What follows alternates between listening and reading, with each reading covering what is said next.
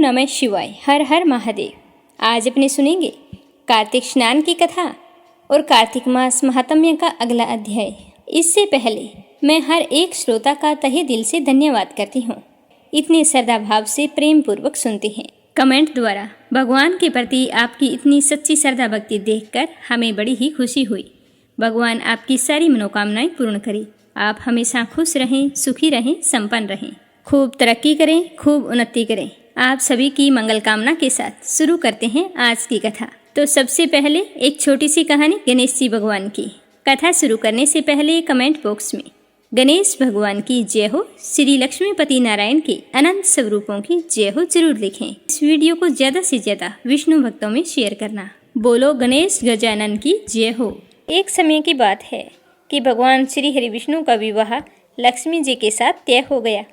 विवाह की तैयारियां जोरों शोरों से होने लगी। सभी देवी देवताओं को निमंत्रण पत्र भेजे गए, परंतु गणेश जी को निमंत्रण नहीं दिया गया। इस तरह निमंत्रण पत्र देते और शादी की तैयारियां करते करते शादी वाला दिन आ गया। बारात जाने का समय हो गया। सभी देवता अपनी पत्नियों के साथ विवाह में उपस्थित हुए तो उन सब ने देखा कि गणेश जी कहीं पर दिखाई नहीं दे रहे हैं। तो वे सारे के सारे आपस में चर्चा करने लगे कि क्या बात है, गणेश जी को न्योता नहीं दिया या फिर गणेश जी आए नहीं हैं। सभी को यह जानकर बड़ी ही हैरानी हो रही थी।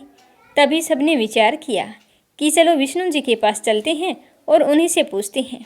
तो विष्णु जी के पास जाकर उन्होंने कहा कि हम आपसे एक बात पूछना चाहते हैं कि आपने गणेश जी को बुलाया नहीं या फिर वे अपनी इच्छा से आए नहीं। तो विष्णु जी कहने लगे कि गणेश जी के माता पिता को मैंने न्योता भेज दिया है। अगर वो आना चाहते तो आ जाते, उन्हें अलग से न्योता देने की कोई ज़रूरत नहीं है। दूसरी बात यह है कि उनको 1.25 मन मूंग, 1.25 मन चावल, 1.25 मन घी और 1.25 मन लड्डू का भोजन दिन भर में चाहिए। अगर हम उसे बारात में लेकर चले गए तो उन्हें इस तरह खाता देखकर सारे लोग हंसेंगे। दूसरे के घर जाकर इतना सारा खाना पीना अच्छा भी तो नहीं लगता। इस तरह वार्ता कर रहे थे तो किसी ने सुझाव दिया कि यदि गणेश जी आ जाएं तो क्या है, द्वारपाल बनाकर घर पर बैठा देना, कह देना कि तुम घर का ध्यान रखना, जिससे गणेश जी को यह नहीं लगेगा कि उन्हें बुलाया नहीं। तो विष्णु जी को यह बात पसंद आ गई और उन्होंने गणेश जी को न्योता भेज दिया। न्योता मिलते ही गणेश जी बड़े प्रसन्न हुए, सज धज कर वहां आ पहुंचे। तो विष्णु जी कहने लगे कि आप घर की रखवाली करना। घर की रखवाली के लिए कोई समझदार और जिम्मेदार होना चाहिए, तो मुझे आपसे समझदार और जिम्मेदार कोई दूसरा नहीं लगा। तो यह सुनकर गणेश जी और भी प्रसन्न हुए। तो इस तरह गणेश जी को रखवाली के लिए बैठा दिया और बारात वहां से चल दी। नारद जी ने देखा कि गणेश जी दरवाजे पर बैठे हैं और बारात सारी चली जा रही है। तो वे गणेश जी के पास गए और पूछने लगे कि तुम बारात में नहीं जा रहे हो। तो गणेश जी भगवान कहने लगे कि मुझे तो घर की जिम्मेदारी दी है, कोई समझदार आदमी घर की रखवाली के लिए होना चाहिए, इसीलिए मैं तो यहाँ पर रुक गया हूँ। तो नारद जी कहने लगे कि उन्होंने आपका अपमान किया है। विष्णु जी तो आपको बुला ही नहीं रहे थे।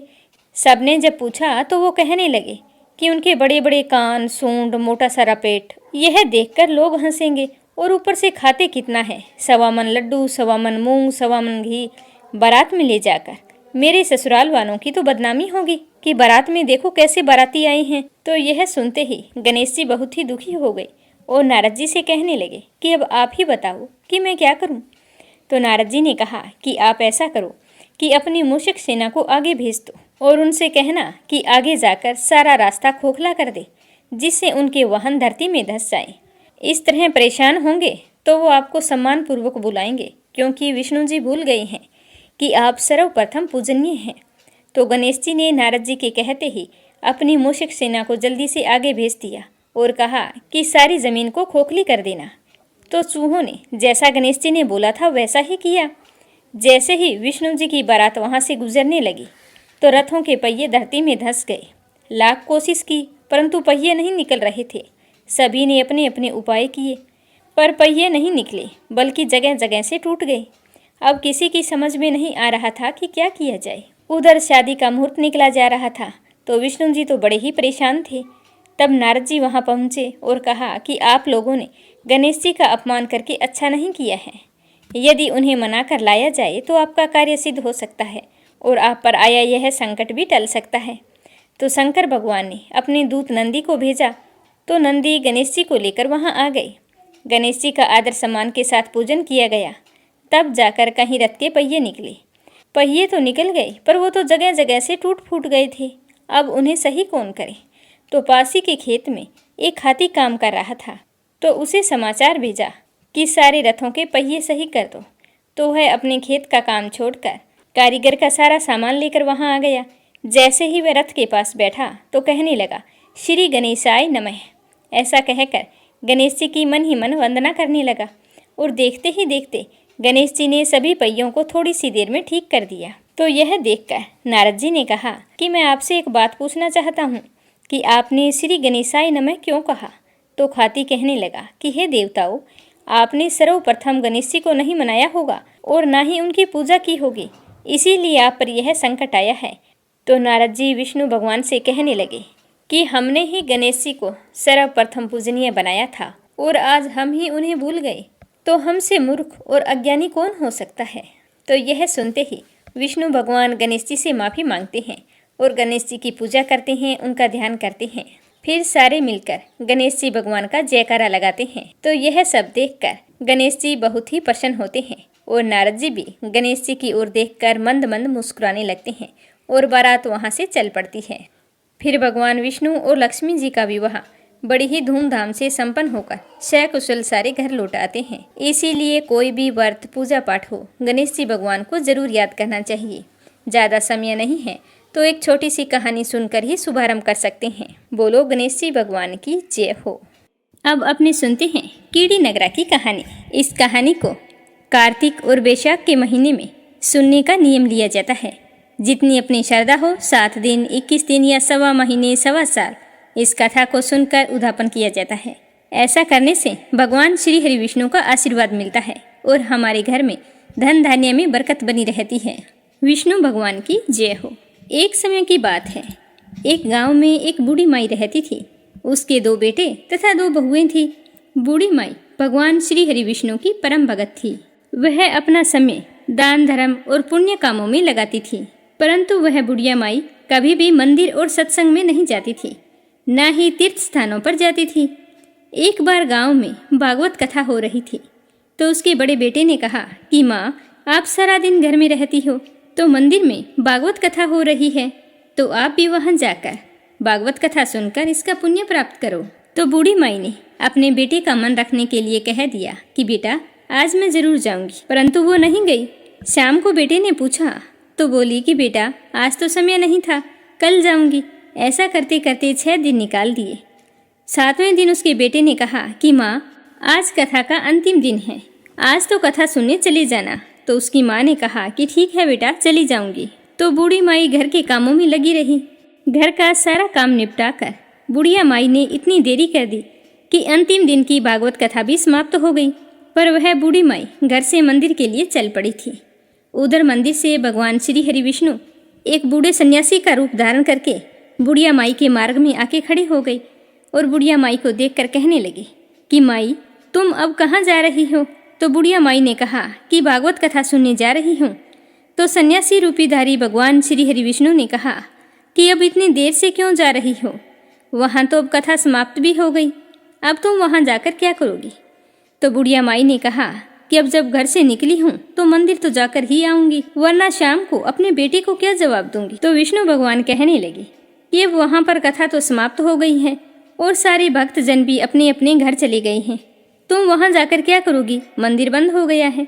तो बुढ़िया माई कहने लगी, कुछ नहीं तो वहाँ से एक ईंट उठा लाऊंगी, सोच लूंगी कि यही विष्णु जी का आशीर्वाद है।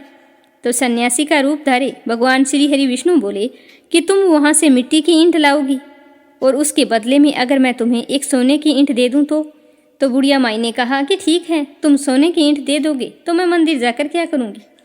तो उसने भगवान से सोने की ईंट ली और अपने घर की तरफ वापस चल पड़ी। अब घर के बाहर खड़ी होकर बुढ़िया माई विचार करने लगी कि अगर मैं इस ईंट को घर में लेकर जाऊंगी तो बेटे बहू झगड़ा करेंगे, अब मुझे इसका क्या करना चाहिए। तो इस तरह सोचते सोचते बुढ़िया ने उस सोने की ईंट को आंगन के बाहर ही जमीन में गाड़ दिया। उस ईंट को लाने के बाद बूढ़ी माई का तो कभी पूजा पाठ में ध्यान नहीं लगता, ना कोई काम में ध्यान लगता था। जब भी खाने पीने के लिए बैठती तो उस ईंट की तरफ ध्यान चला जाता वो तो सब कुछ छोड़ छाड़ कर बस उसी ईंट की निगरानी में बैठी रहती। तो इस तरह खाना पीना छोड़ देने के कारण बूढ़ी माई दिन ब दिन कमजोर होती चली गई। तो एक दिन उसके बेटों ने पूछा कि माँ, आप सारा दिन घर के बाहर क्या करती रहती हो और आजकल बिल्कुल कमजोर भी हो गई हो। तो बुढ़िया माई कहने लगी कि बेटा कुछ नहीं, मैं तो आने जाने वाले लोगों को देखती रहती हूँ। उसने अपने बेटों को ईंट के बारे में कुछ भी नहीं बताया। इसी तरह दिन ब दिन कमजोर होते होते एक दिन बूढ़ी माई चल बसी। यमराज के दूत बूढ़ी माई को लेने के लिए आए और उसे लेकर धर्मराज जी के पास पहुंचे। धर्मराज जी को सारी बात बताई तो धर्मराज जी ने बूढ़ी माई को कुतिया की योनि दे दी। तो वह कुतिया उसी पेड़ के नीचे बैठी रहती और उसी ईंट की तरफ अपना ध्यान लगाई रखती। तो इस तरह टकटकी लगाई देखकर बुढ़िया माई की बहू ने अपने पति से कहा कि इस कुतिया को यहाँ से भगा दो, यह तो पागलों की तरह एक ही तरफ देखती रहती है, कहीं बच्चों को ना काट खाए। तो उस बहू के पति बुढ़िया के बेटे ने एक लकड़ी उठाई और जोर से उस कुतिया को दे मारी। तो कुतिया तो बेचारी उस मार को सहन नहीं कर पाई और वो मर गई। मरकर फिर धर्मराज जी के पास गई तो धर्मराज ने उसे अब की बार सर्प की योनि दे दी। अब वह तो सर्प बनकर वहीं पर आ गई। जब भी समय मिलता आंगन के बाहर जहाँ सोने की ईंट गड़ी थी वहाँ चक्कर लगाकर वापिस चली जाती। एक दिन बेटे बहू की नजर उस पर पड़ गई तो उन्होंने उस सांप को भी मार दिया। तो इस प्रकार वो बूढ़ी माई दूसरी योनि से छूटकर धर्मराज जी के पास पहुंची। तो अब की बार धर्मराज जी ने उसे कीड़ी नगरा बना दिया। अब बूढ़ी माई कीड़ी का रूप धारण करके उस आंगन में रहने लगी और वहीं उसी आंगन में अपना कीड़ी नगरा बना लिया। आंगन में कीड़ी नगरा हो गया तो घर वाले बहुत ही परेशान हो गए, यहाँ तक कि भोजन भी नहीं बना पा रहे थे। चलने में समस्या, जगह जगह सारे घर में कीड़े ही कीड़े नजर आ रहे थे। तो इससे सारे घर वाले परेशान हो गए और मन ही मन स्मरण करने लगे, क्या करें क्या ना करें, पता नहीं ये कैसी मुसीबत आ गई है और इससे पीछा छुड़ाने का कोई उपाय भी नजर नहीं आ रहा है। तो तभी भगवान श्री हरि विष्णु सन्यासी का रूप धारण करके वहां आए और बोले कि बेटा हमें कुछ खाने को दे दो। तो घर वालों ने कहा कि महाराज आज हमने खाने के लिए कुछ नहीं बनाया है, क्योंकि हमारे घर में कीड़ी नगरा हो गया है और हर जगह कीड़ियां घूम रही हैं। अगर आपके पास इसका कोई उपाय हो तो बतलाइए। तो महाराज ने उनकी बात सुनकर कुछ देर तक ध्यान लगाया और फिर कहा कि आंगन के बाहर यह जगह है, इसे खोदो। तो भगवान श्री हरि विष्णु ने उसके दोनों बेटों से उस जगह को खुदवाया तो वहां सोने की ईंट निकली। तो ब्राह्मण ने उस ईंट को निकालकर उसके बेटों को दे दी और कहा कि तुम्हारी माँ के नाम से दान पुण्य करना, धर्मशाला बनवाना, स्कूल बनवाना, प्याऊ लगवाना, गौशाला में जाकर गाय के चारे का प्रबंध करना। तो दोनों ने उस बूढ़े ब्राह्मण के सामने तो हाँ कर दी, लेकिन जैसे ही वह गया तो पीछे से दोनों भाई लड़ाई करने लगे। एक कहता कि दान तुम कर, दूसरा कहता कि दान तुम कर, मैं नहीं करूँगा। तो इस तरह से दोनों बेटों ने अपनी माँ के नाम से कोई भी दान पुण्य नहीं किया। तो कीड़ी नगरा वहाँ से कहीं नहीं गया, उसी स्वरूप में वहीं पर स्थापित रहा। कुछ दिन बाद में वही सन्यासी फिर आया और कहने लगा कि बेटा मेरे भोजन की व्यवस्था करो। तो बुढ़िया माई के बेटों ने भगवान स्वरूपधारी सन्यासी महाराज से कहा कि महाराज हमारे घर की हालत तो वैसी की वैसी ही है, कीड़ी नगरा तो वैसे ही है, आपने तो कहा था कि चला जाएगा। तो भगवान कहने लगे कि मैंने तुम्हें दान पुण्य करने के लिए बोला था, क्या तुमने किया? सन्यासी की बात सुनकर दोनों भाई बड़े ही शर्मिंदा हुए और सर झुकाकर खड़े हो गए। तो सन्यासी उनसे कहने लगा कि लाओ वो ईंट के टुकड़े लेकर आओ, उन्हें बेचकर जो भी धन मिले उस धन से तुम्हारी माँ के नाम से दान पुण्य करो। इस कीड़ी नगरी पर शक्कर, घी और आटा डालो। अगर तुम ऐसा करोगे तो तुम्हारी माँ को मोक्ष प्राप्त होगी। तुम्हारी माँ को अभी तक मोक्ष नहीं मिली है और वही कीड़ी नगरे के रूप में आपके घर में रह रही है। ऐसा कहकर सन्यासी वहाँ से चले गए। फिर उन दोनों भाइयों ने उस सोने की ईंट को बेचकर उसे जो भी धन मिला उसे माँ के नाम से दान पुण्य किया, मंदिर और धर्मशालाएं बनवाई, गरीब कुंवारी कन्याओं का विवाह करवाया, कुएं, बावड़ी, तालाब आदि बनवाई और रोजाना नियम से कीड़ी नगरे पर आटे में घी और शक्कर मिलाकर उस पर डाला करते थे। 21 दिन तक ऐसा किया तो उनके घर से कीड़ी नगरा चला गया और उनके घर में भगवान श्री हरि विष्णु की कृपा से अन्न धन के भंडार भर गए। तभी से माना जाता है कि जो भी व्यक्ति रोजाना सुबह सवेरे कीड़ी नगरे पर जो भी व्यक्ति आटे में शक्कर और घी मिलाकर डालता है तो उनके घर में कभी भी अन्न धन की कमी नहीं आती। वह हमेशा अपना जीवन सुख शांति से व्यतीत करता है और उनके वंश में वृद्धि होती है। उसके घर में कभी कोई कष्ट नहीं आता। उसका जीवन सदा सर्वदा आनंद से व्यतीत होता है। उसके परिवारजन उससे अत्यधिक प्रेम करते हैं। इसीलिए हर मनुष्य को अपने जीवन काल में एक बार कीड़ी नगरा सींचने का नियम जरूर लेना चाहिए। जब भी कीड़ी नगरा सींचे तो कीड़ी नगरे की कथा को बड़े ही श्रद्धा भाव से सुनना चाहिए। बोलो विष्णु भगवान की जय हो। अब अपने सुनते हैं भगवान श्री हरि विष्णु की परम भक्त एक कन्या की कहानी। प्राचीन काल की बात है। एक ब्राह्मण रहता था। वह बहुत ही निर्धन था। उसके कोई संतान नहीं थी। उसकी पत्नी बहुत ही मलिनता के साथ रहती थी। वो ना तो कभी स्नान करती और ना ही कभी किसी देवता का पूजन किया करती थी और ना ही कभी किसी के मंदिर जाकर भजन कीर्तन किया करती थी। अपनी पत्नी का इस तरह का रहन सहन देखकर ब्राह्मण देवता बड़े ही दुखी रहते थे। अपनी पत्नी को कई बार समझाने की कोशिश की, परंतु उस पर अपने पति की बातों का कोई असर नहीं होता था। इसी तरह समय बीतता गया। भगवान की कृपा से ब्राह्मण के घर एक कन्या रूपी रतन ने जन्म लिया। कन्या बहुत ही सुंदर थी। बड़ी होने पर वह सुबह जल्दी उठकर स्नान करती, फिर भगवान विष्णु के जाप करती और गुरुवार के व्रत किया करती थी। अपने पूजा पाठ को समाप्त करके जब भी वह विद्यालय जाती तो अपनी मुट्ठी में जौ भर के ले जाती और पाठशाला के मार्ग में डालती जाती तो वे जौ सोने के हो जाते। जब वो पाठशाला से लौट कर आती तो उन जौ को बीन कर घर ले आती। एक दिन वह बालिका सूप में सोने के जौ को फटक कर साफ कर रही थी तो उसके पिताजी ने उसे देखा और कहा कि बेटी, तुम्हारे पास सोने के जौ कहाँ से आए? तो वह कहने लगी कि पिताजी, मैं जब विद्यालय जाती हूँ तो जाते समय जौ की मुट्ठी भरकर ले जाती हूँ, सारे रास्ते में डालती जाती हूँ। जब मैं विद्यालय से लौट कर आती हूँ तो ये जौ सोने के हो जाते हैं, तो इन्हें मैं बीन कर घर ले आती हूँ। तो उसके पूजा पाठ और भक्ति से उसके पिताजी बड़े ही प्रसन्न हुए और कहने लगे कि बेटी, सोने के जौ साफ करने के लिए सूप भी सोने का होना चाहिए, पर हम तो निर्धन हैं, हमारे पास कुछ नहीं है, तो सोने का सूप कहाँ से लाएं? तो अपने पिताजी की बात सुनकर वह लड़की मन ही मन सोचती रही। दूसरे दिन गुरुवार था तो कन्या ने व्रत रखा। पूरे विधि विधान से गुरुदेव की पूजा अर्चना करके कहा कि हे बृहस्पति देव, अगर मैंने आपकी सच्चे मन से पूजा की हो तो मेरे लिए सोने का सूप दे दो। तो गुरुदेव ने उसकी प्रार्थना स्वीकार कर ली। अब रोजाना की तरह वो कन्या जौ फैलाती हुई जाने लगी और जब शाम को विद्यालय से लौट कर आई, जो बीन रही थी तो उसे रास्ते में गुरुदेव की कृपा से सोने का सूप मिला। वह देखकर बहुत ही खुश हुई और घर ले आई।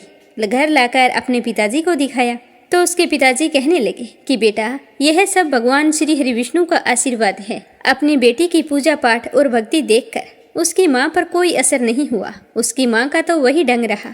एक दिन की बात है, वह कन्या सोने के सूप में जौ साफ कर रही थी तो उसी समय उस शहर का राजपुत्र वहां से होकर निकला। तो उस कन्या पर जैसे ही उसकी नजर पड़ी तो उसके रूप और कार्य को देखकर वो मोहित हो गया और अपने घर आकर भोजन तथा जल का त्याग करके उदास होकर लेट गया। जब राजा को इस बात का पता चला तो वो अपने बेटे के पास आए और बोले कि बेटा, तुम्हें किस बात का कष्ट है? तुमने आज भोजन नहीं किया और ना ही पानी पिया है। क्या किसी ने तेरा अपमान किया है या फिर कोई और कारण है? मुझे बताइए, मैं वही काम करूँगा जिससे मेरे बेटे को खुशी हो। तो राजा की बात सुनकर राजकुमार कहने लगा कि पिताजी, मुझे आपकी कृपा से किसी बात का दुख नहीं है और ना ही मेरा किसी ने अपमान किया है, परंतु मैं तो उस लड़की से विवाह करना चाहता हूँ जो सोने के सूप में जौ साफ कर रही थी। यह सुनकर राजा आश्चर्य में पड़ गया। सोचने लगा कि इस नगर में ऐसी लड़की कहाँ हो सकती है जिसके पास सोने का सूप और सोने के ही जौ हैं। तो इस प्रकार सोचते हुए राजा ने अपने बेटे से कहा कि बेटा, ऐसी कन्या का पता तुम ही लगाओ। मैं तुमसे वादा करता हूँ कि तुम्हारा विवाह उस लड़की के साथ अवश्य करवा दूंगा। तो राजकुमार ने उस लड़की के घर का पता बतला दिया। तो पता सुनकर राजा अपने मंत्री को लेकर उस लड़की के घर गए और ब्राह्मण देवता को सारा हाल बताया। ब्राह्मण देवता से कहा और कहने लगे कि हे ब्राह्मण देव, आपकी बेटी का विवाह मैं मेरे राजकुमार के साथ करना चाहता हूँ। तो यह सुनकर ब्राह्मण देव तो बहुत ही खुश हुए और अपनी बेटी का विवाह करने के लिए तैयार हो गए। फिर शुभ मुहूर्त देखकर विधि विधान के साथ ब्राह्मण की कन्या और राजकुमार का विवाह हो गया। कन्या के घर से जाते ही ब्राह्मण के घर पहले की भांति गरीबी का निवास हो गया। अब भोजन के लिए भी अन्न बड़ी मुश्किल से मिलता था। एक दिन दुखी होकर ब्राह्मण देवता अपनी पुत्री के पास गए, तो जैसे ही उसकी पुत्री को पता चला कि उसके पिताजी मिलने के लिए आए हैं, तो वह बहुत ही खुश हुई और जल्दी जल्दी अपने पिताजी से मिलने के लिए आई। लेकिन जब अपने पिताजी की हालत को देखा, उनकी दुखी अवस्था को देखकर वह बहुत ही दुखी हुई और कहने लगी कि पिताजी आप ठीक तो हैं, माँ के क्या हाल हैं। तो उसके पिताजी ने सारा हाल कह सुनाया। तो उस ब्राह्मण की बेटी ने बहुत सारा धन देकर अपने पिता को विदा कर दिया। तो इस तरह ब्राह्मण का कुछ समय सुखपूर्वक व्यतीत हुआ। फिर वही हाल हो गया। ब्राह्मण फिर अपनी कन्या के यहाँ गया और सारा हाल कहा। तो वह लड़की कहने लगी कि हे पिताजी, आप माताजी को यहीं लेकर आओ, मैं उन्हें पूजा पाठ की विधि बता दूंगी, जिससे आपकी गरीबी दूर हो जाएगी। तो यह सुनकर ब्राह्मण देव अपने घर गए और अपनी पत्नी को साथ लेकर अपनी बेटी के ससुराल पहुँचे। तो ब्राह्मण की बेटी अपनी माँ को समझाने लगी कि माँ, तुम सुबह जल्दी उठा करो, उठकर सबसे पहले स्नान करके भगवान श्री हरि विष्णु का विधि पूर्वक पूजन किया करो और तुलसी के पौधे में जल सिंचा करो। ऐसा करने से तुम्हारी सारी दरिद्रता दूर हो जाएगी। भगवान के आशीर्वाद से आप भी सुखी और संपन्न हो जाएंगे। परंतु उसकी माँ ने अपनी बेटी की एक भी बात नहीं मानी। वह तो सुबह जल्दी उठी और अपनी पुत्री के बच्चों की जूठन को खा लिया। जब उसकी बेटी ने अपनी माँ को इस तरह से जूठन खाते देखा तो बहुत ही गुस्सा आया और उसी शाम को एक कमरे में से खाने पीने का सारा सामान बाहर निकाल दिया और कहा कि माँ, आज आप इस कमरे में सो जाना। तो उसकी माँ उसी कमरे में सो गई। सुबह जल्दी उठी तो देखा कि खाने पीने के लिए कोई भी सामान नहीं था। तभी उसकी बेटी कमरे में आई और कहने लगी कि माँ, जाओ आप पहले स्नान कर लो, मैंने आपके लिए गर्म पानी रख दिया है। तो बेटी की बात सुनकर उसकी माँ बेमन से स्नान करके आई। तो उसकी बेटी ने उसे घर के मंदिर में ले जाकर घी का दीपक जलाया और विष्णु भगवान की कथा कही, जिसको सुनने से उसकी माँ की बुद्धि ठीक हो गई और उसके मन में धर्म कर्म की रुचि पैदा हो गई। अब वह तो प्रत्येक गुरुवार का व्रत रखने लगी। तो गुरुवार के व्रत करने से ब्राह्मणी पर विष्णु देव की कृपा हुई। विष्णु भगवान की कृपा से वो धनवान और पुत्रवान हो गए। अपनी बेटी की सूझबूझ और समझदारी देखकर ब्राह्मण देवता बहुत ही खुश हुए। इस तरह दोनों पति पत्नी अपने जीवन के समस्त सुखों का भोग करते हुए अंत में बैकुंठ धाम को गए। हे विष्णु भगवान, जो भी आपका व्रत रखे, कथा कहे या सुने, उसकी सारी मनोकामनाएं पूर्ण करना, अन्न धन के भंडार भरना, सुख सौभाग्य का वास करना। बोलो बृहस्पति देवता की जय हो, बोलो विष्णु भगवान की जय हो। अब अपने सुनते हैं गंगा और यमुना की कथा, जिसे कार्तिक मास में सुनने से पुण्य फलों की प्राप्ति होती है और जाने अनजाने हुए पापों से हमें मुक्ति मिल जाती है। प्राचीन समय की बात है। एक गांव था जिसमें दो बहनें रहा करती थी। एक बहन का नाम था गंगा, दूसरी का नाम था जमुना। एक बार दोनों बहनें किसी साहूकार के खेत से गुजर रही थी। तो जमुना ने खेत में से 13 दाने जौ के तोड़ लिए और गंगा को दिखाने लगी। तो गंगा कहने लगी कि जमुना, तूने ये क्या किया? तूने चोरी की है, इसका दोष तुझे लगेगा। तो यह सुनकर जमुना घबरा गई और कहने लगी कि बहन, मेरा ये पाप कैसे उतरेगा? तो गंगा कहने लगी कि तू अब ऐसा कर, जिस साहूकार का ये खेत है उसके घर जाकर 12 साल तक नौकरी कर, तभी तेरा पाप धुलेगा और तुझे इस दोष से मुक्ति मिलेगी। तो यह सुनकर जमुना साहूकार के घर चली गई और वहां जाकर साहूकार से कहने लगी कि बाबा, मुझे काम पर रख लो। तो साहूकार को काम वाले की जरूरत थी। उसने कहा कि ठीक है बेटा, तुम क्या क्या काम कर सकती हो? तो वो कहने लगी कि बाबा, मैं सारे काम करूंगी, लेकिन 4 काम नहीं करूंगी। जूठे बर्तन नहीं मांजूंगी, झाड़ू नहीं लगाऊंगी, बिस्तर नहीं बिछाऊंगी और दिया नहीं जलाऊंगी। तो साहूकार ने उसकी चारों शर्त मानकर उसे काम पर रख लिया और साहूकारनी से मिलवाया। तो उससे मिलकर साहूकारनी भी बड़ी खुश हुई। फिर जमुना उनके यहाँ काम करती रही। साहूकार और साहूकारनी माँ बाप की तरह उसे स्नेह देते रहे। जिन 4 कामों का बोला था वो काम उससे कभी नहीं करवाई। ऐसा करते करते समय बीतता गया। 12 साल बीत गए। 12 साल के बाद में कुंभ का मेला लगा। तो साहूकार साहूकारनी से कहने लगा कि चलो कितने सालों बाद मेला लगा है, अपने स्नान करके आते हैं। तो उन्होंने जमुना से पूछा तो उसने कहा कि नहीं, मैं तो नहाने के लिए नहीं जाऊंगी।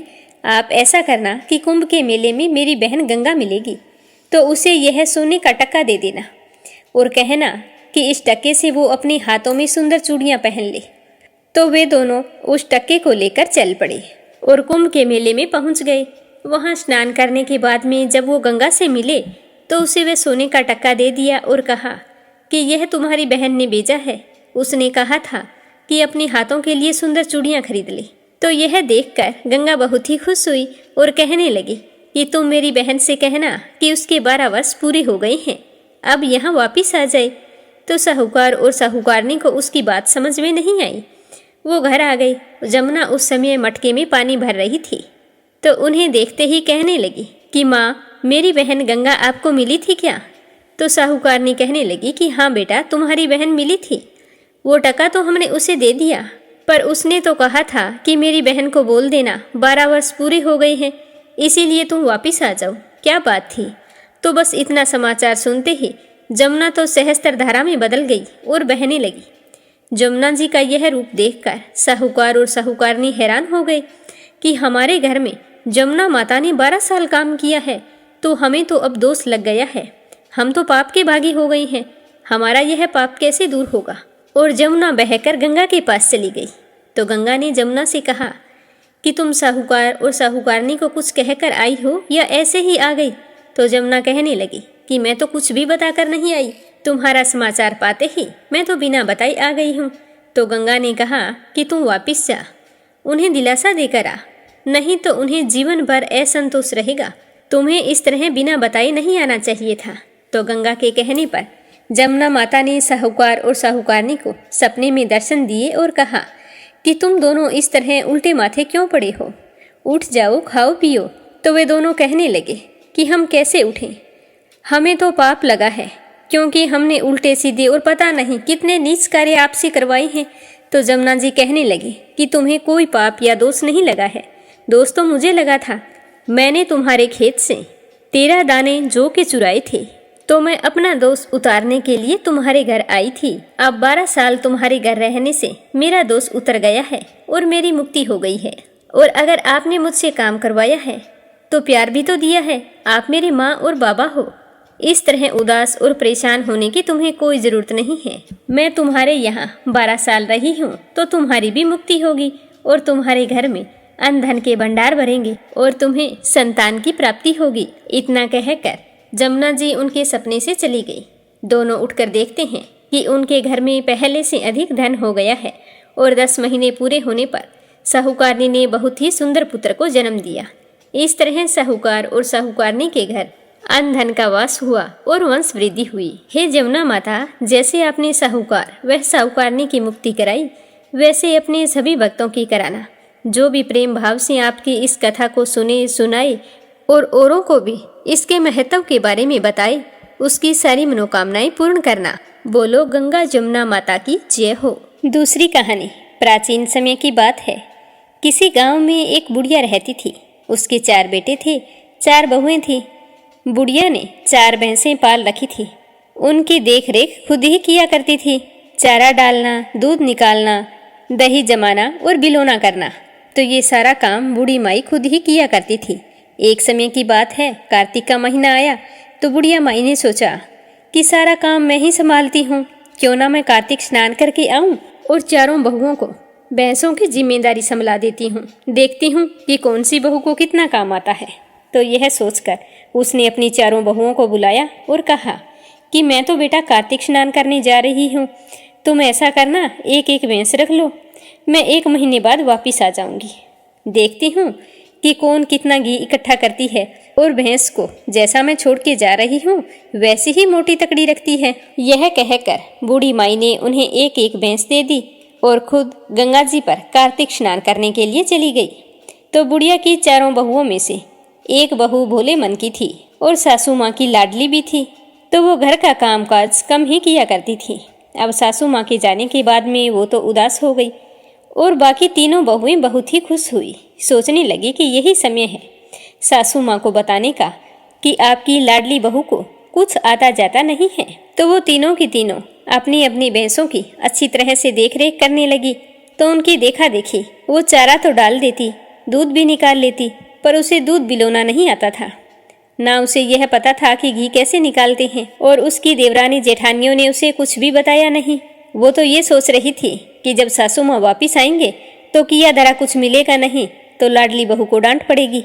वो तो तीनों अच्छे से बिलोना करती और घी इकट्ठा करके रख लिया, लेकिन उसको कुछ आता जाता नहीं था। वो दूध तो निकाल लेती थी, पर बिलोना उसे आता नहीं था। एक दिन वो पानी लेने के लिए कुएं पर जा रही थी, तो रास्ते में कई औरतें बैठी थी जो पीपल पथवारी सींच रही थी। तो उसने पूछा कि बहनों, आप ये सब क्या कर रही हैं? तो उन्होंने कहा कि हम तो पथवारी माता की पूजा कर रही हैं। तो वो कहने लगी कि इसके करने से क्या फल मिलता है। तो उन औरतों ने बताया कि पथवारी माता को पूजा करने से घर में अन्न धन का वास होता है, सालों से बिछुड़े पति से मिलन हो जाता है, अगर किसी के संतान ना हो तो संतान की प्राप्ति होती है। तो उसने देखा कि सारी औरतें दूध दही से पथवारी सींच रही हैं। तो वह घर आ गई, सारा दूध लेकर वहां पर गई और पीपल की पथवारी में गिरा दिया। मन से बोली थी, सोचा कि इसका और क्या करूं। ऐसा करते करते कार्तिक का महीना बीत गया। वो तीनों खुश हो रही थी। अपने अपने घी के डिब्बे को संभाल कर रखा था और उसके पास कुछ नहीं था।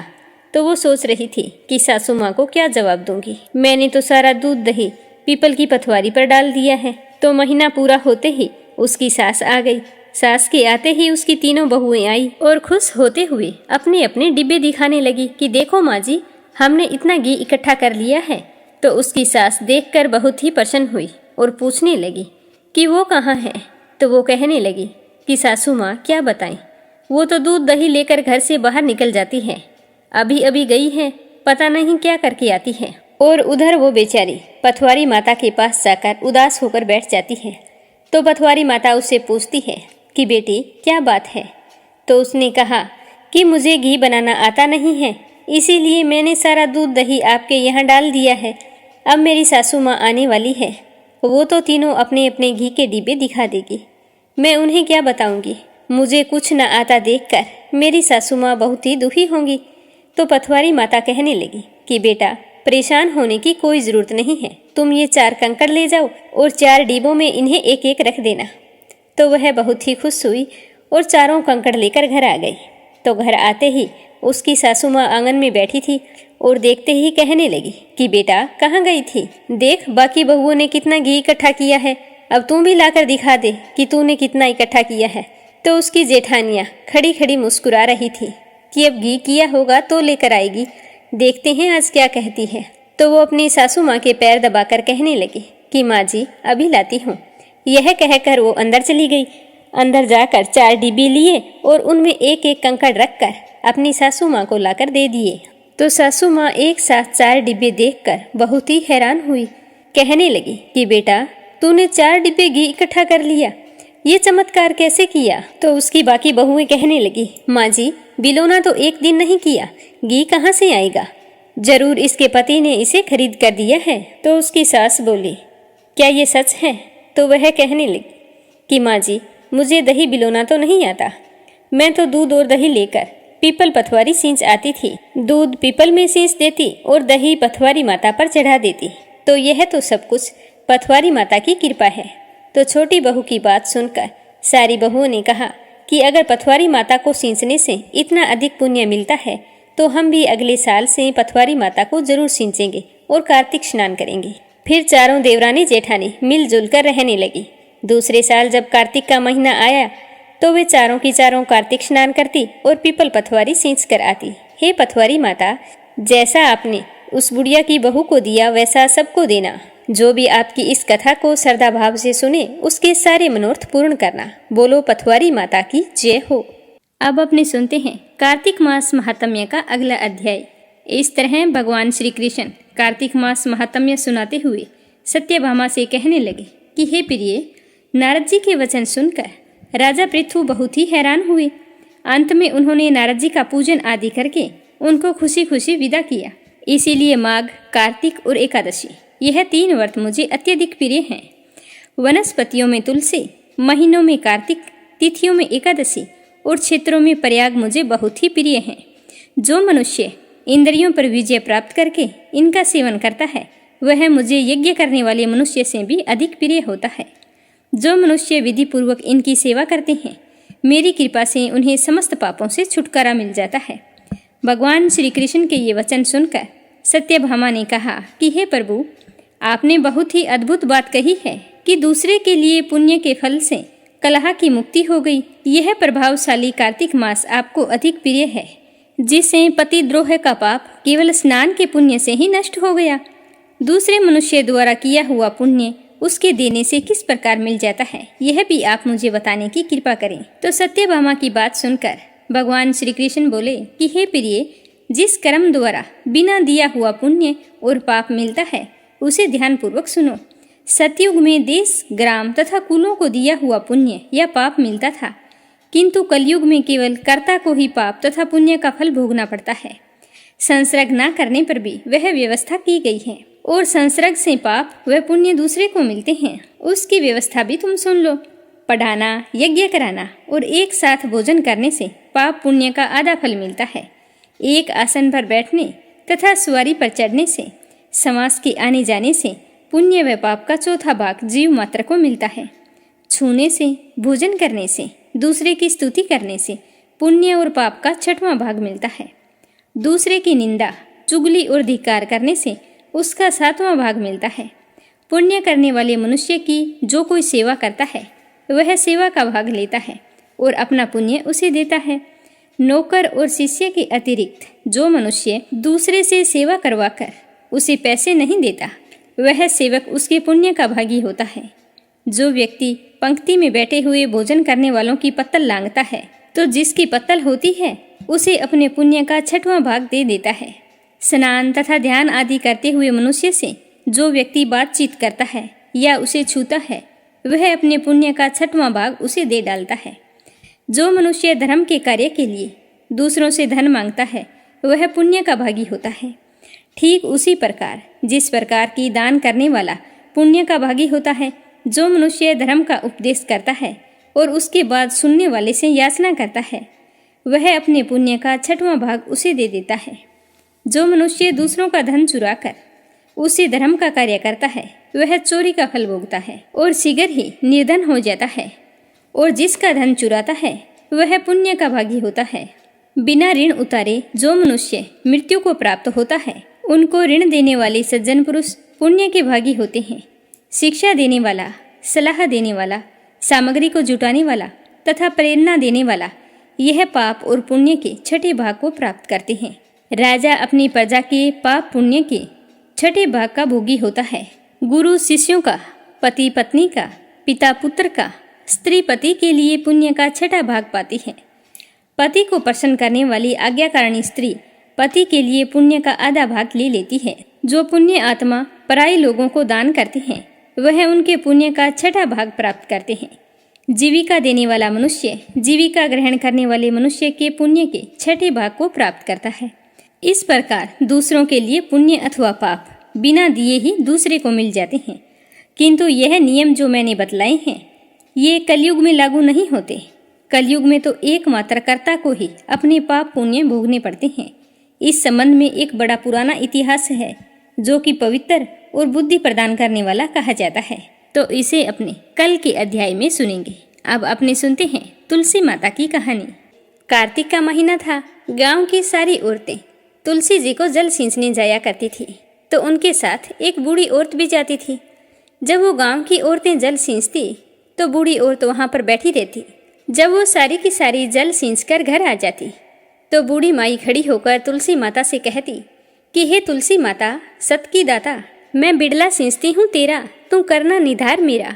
हे तुलसी माता, मुझे बहू दे, पीताम्बर की धोती दे, मीठा मीठा घास दे, बैकुंठा का बास दे, चटक की चाल दे, पटक की मोत दे, चंदन का सा काट दे, रानी का सा राज दे, दाल भात का भोजन दे, 11 की मोत दे, कृष्ण जी का कांधा दे। तो जब यह तुलसी माता सुनती तो सोचती कि इसे सब कुछ दे दूंगी, लेकिन भगवान श्री कृष्ण का कांधा कहाँ से दूंगी। तो इस तरह सोचते सोचते तुलसी माता तो सूखने लगी। एक दिन भगवान ने पूछा कि तुलसी, तुम सूख क्यों रही हो। तो तुलसी माता कहने लगी कि एक बुढ़िया रोज यहाँ पर आती है और मुझे कहती है कि हे तुलसी माता, सतगी ताता, मैं बिरला सिंचा तेरा, तू कर निधार मेरा। मुझे बहू दे, पीताम्बर की धोती दे, मीठा मीठा घास दे, बैकुंठा में बास दे, चटक की चाल दे, पटक की मौत दे, चंदन का काठ दे, रानी सा राज दे, दाल भात का भोजन दे, 11 की मौत दे, कृष्ण जी का कांधा दे। तब आप ही मुझे बताओ कि मैं उसे सब कुछ दे दूंगी, लेकिन कृष्ण का कांधा कहाँ से लाऊंगी? तो तुलसी की बात सुनकर भगवान कहने लगे कि वो चिंता तुम छोड़ दो, तुम हरी भरी हो जाओ, जब वो मरेगी तो मैं अपने आप कांधा देने आ जाऊंगा। तो यह सुनकर तुलसी माता बहुत ही खुश हुई और फिर से हरी भरी हो गई। कुछ समय बाद एकादशी के दिन बुढ़िया मर गई तो गांव के सारे लोग इकट्ठे हो गए। जब बुढ़िया माई को ले जाने लगे तो वह किसी से भी उठाई नहीं जा रही थी। गांव वाले कहने लगे कि यह तो बड़े नियम धर्म वाली थी, कभी भी किसी का इसने बुरा नहीं किया, तो आज ना जाने कौन से पाप कर्म आड़े आ रहे हैं जो ये किसी से भी उठाई नहीं जा रही। अब इसका अंतिम संस्कार कैसे करेंगे? इसी तरह सोच रहे थे कि तभी एक 12 वर्ष का बालक वहां आया। वो कहने लगा कि मुझे इस बुढ़िया के कान में कुछ कहना है, तो ये बुढ़िया माई हल्की हो जाएगी। तो उस बालक की बात सुनकर गांव वाले कहने लगे कि बेटा, यह बुढ़िया माई मर चुकी है, अब इसके कान में कहने से कोई फायदा नहीं है। तो वह बालक बोला कि मुझे एक बार इसके कान में कहने की इजाज़त दें। तभी वहां पर एक बुजुर्ग आदमी बैठा था।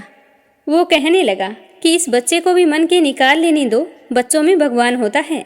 तो वह बालक बुढ़िया माई के पास पहुंचा और जाकर कान में कहने लगा कि बुढ़िया माई, मन के निकाल ले, पीताम्बर की धोती ले, मीठा मीठा घास ले, बैकुंठा का बास ले, चटक की चाल ले, पटक की मौत ले, कृष्ण जी का कांधा ले।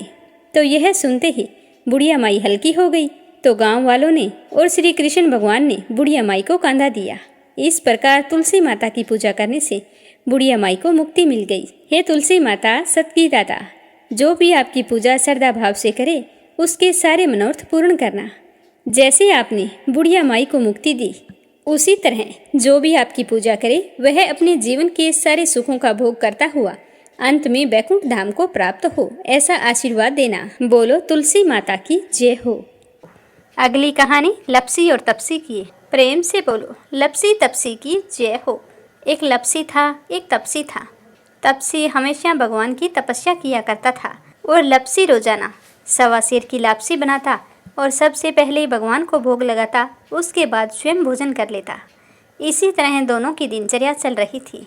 एक दिन दोनों भाइयों में कोई बात को लेकर कहासुनी हो गई तो दोनों जोर जोर से लड़ने लगे। लपसी कहने लगा कि मैं बड़ा हूँ, मैं रोजाना भगवान को भोग लगाता हूँ।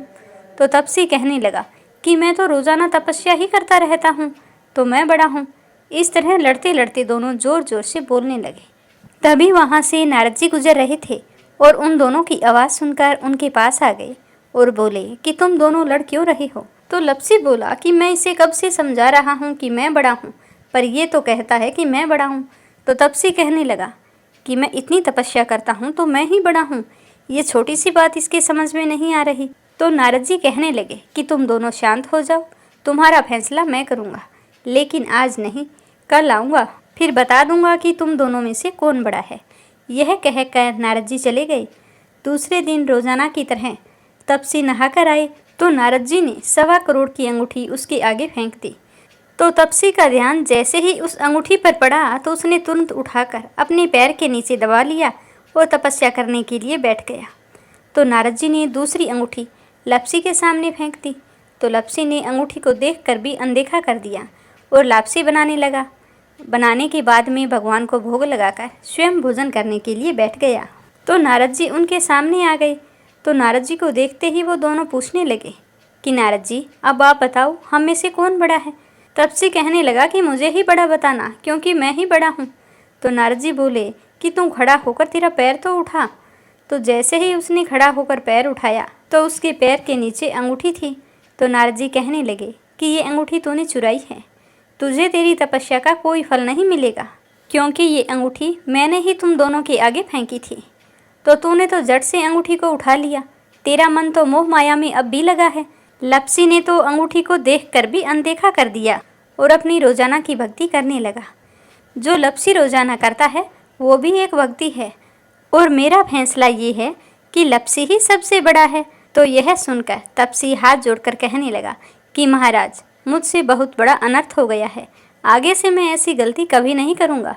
पर आप मुझे बताओ, मैंने भक्ति तो सच्चे मन से की है, तो मुझे उस भक्ति का फल कैसे मिलेगा? तो नारद जी कहने लगे कि रोटी बनाकर गाय और कुत्ते की रोटी नहीं बनाएगा, उसका फल तुझे ही मिलेगा।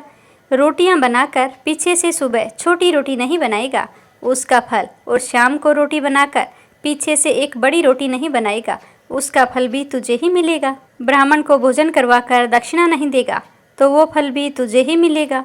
सूट, साड़ी, तिवल अगर हम किसी को देते हैं तो उसके ऊपर भेंट स्वरूप अगर कुछ रुपए नहीं देंगे तो उसका फल भी तुझे ही मिलेगा। अगर कोई दिए से दिया जलाएगा तो उसका फल भी तुझे ही मिलेगा। व्रत रख कर अगर कोई सारी कहानी सुन ले, लेकिन तुम्हारी इस लपसी तपसी की कहानी को नहीं सुनेगा, तो उसका फल भी तुम्हें ही मिलेगा।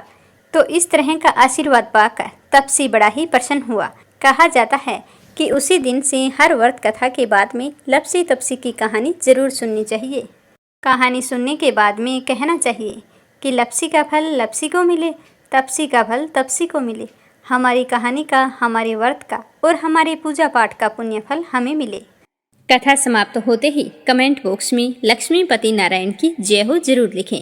वीडियो को ज़्यादा से ज़्यादा विष्णु भक्तों में शेयर करें। भगवान श्री हरि आपकी सारी मनोकामनाएं पूर्ण करें। कल फिर मिलेंगे अगले अध्याय और कथा के साथ। आप सभी की मंगल कामना के साथ। ओम नमः शिवाय। हर हर महादेव।